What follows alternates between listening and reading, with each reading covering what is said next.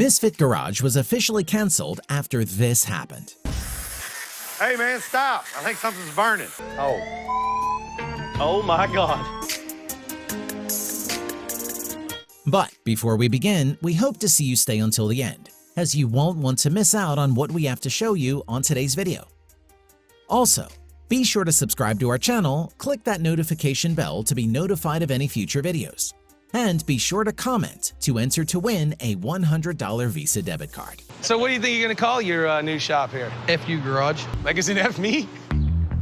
No, as in Fired Up Garage. Fired up, okay, got it. I was like, damn, man, that's rough. Some of the trademark bust-ups were faked.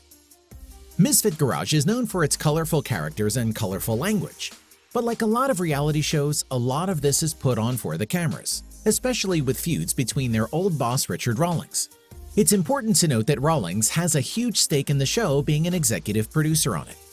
He is also the landlord of the Fired Up Garage and in charge of its finances. It would make sense for him to throw some staged spice into the show to increase its success, right? Add the fact that he gets $22,000 for each appearance on the show, then the plot thickens. Fans have often speculated how all this looks a little too convenient to be true, and it seems like the person who benefits most from Rawlings' antics is actually Rawlings himself. All right, so here we are, guys. That is the home of the Fired Up Garage. As you can see, closed up, trying to drum. There is a shop on the other side of this building here where a lot of the work has been done.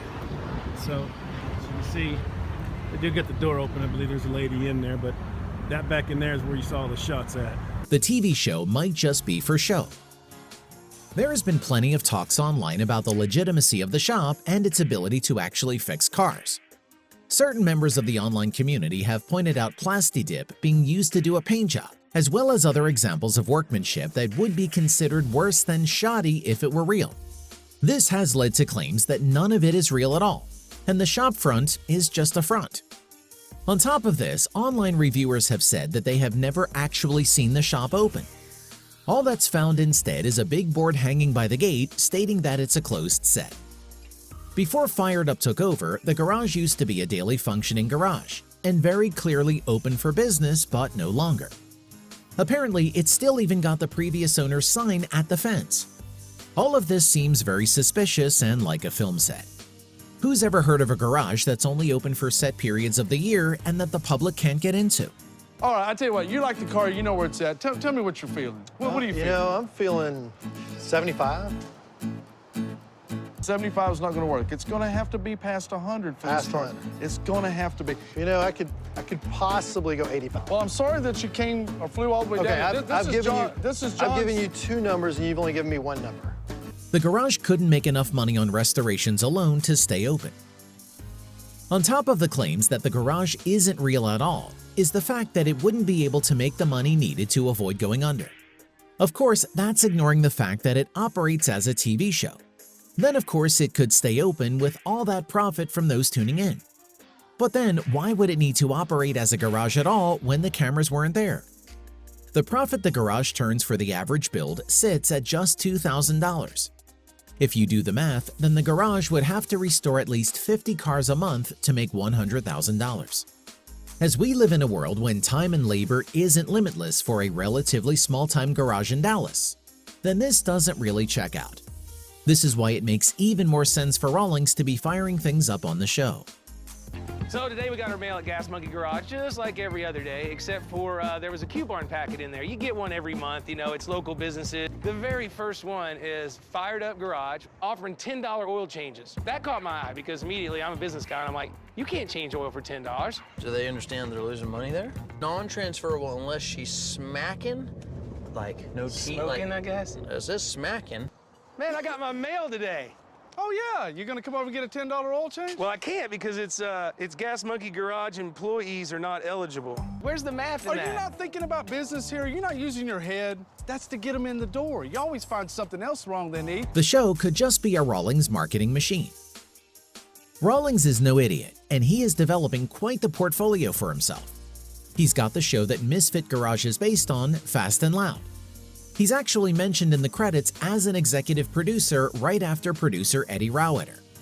He's even got credit for on-camera talent for his many appearances, so it's fair to assume he makes a fair amount of profit from it. On top of those two shows, he introduced Garage Rehab in August 2017, another show on Discovery. Away from the TV, there's his restaurant empire of the Gas Monkey Bar and Grill business, with the Gas Monkey live music venues, not to mention all the merch that comes from the show itself. He can add Dodge to his list of pies he has his fingers in, as well as he's done commercials for them. If you add all that together, you get about a $20 million net worth. So he's a very successful entrepreneur that knows formulas that sell. It's no wonder then that some think Misfit Garage is just another asset in his portfolio that he tweaks for profit. Rumors have suggested that the firing that led to Tom Smith and Jordan Butler leaving Gas Monkey Garage could have all been faked to set up a profitable spinoff. It wouldn't be the craziest theory considering everything else on the show seems more fabricated than one of the shop's chassis.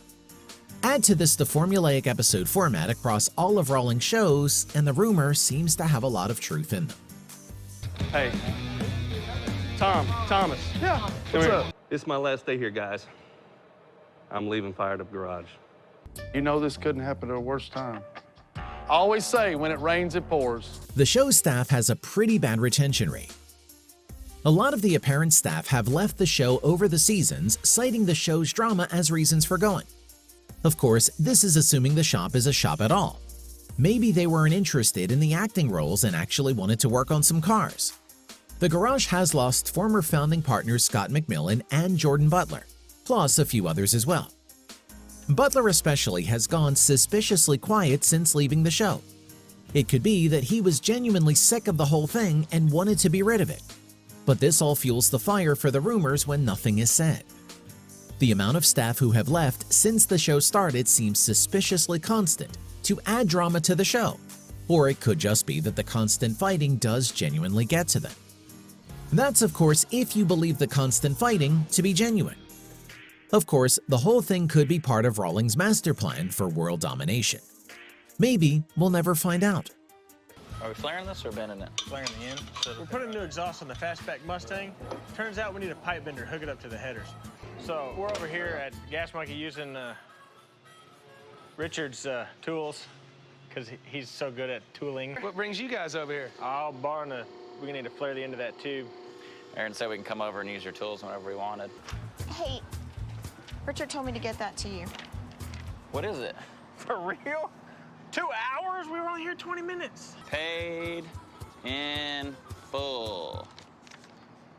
I'm not taking that. I'll get fired. The end? The show's 13-episode 6th season debuted on May 2, 2018 on the Discovery Channel. But since that run, nothing has been released since, and there's no word on a 7th season of Misfit Garage. Just like the silence of Jordan Butler, the show's producers haven't said anything about a potential 7th season, which would have been due around Easter 2020. All this suggests that Misfit Garage has become one restoration too far, and that the engine has officially stopped working.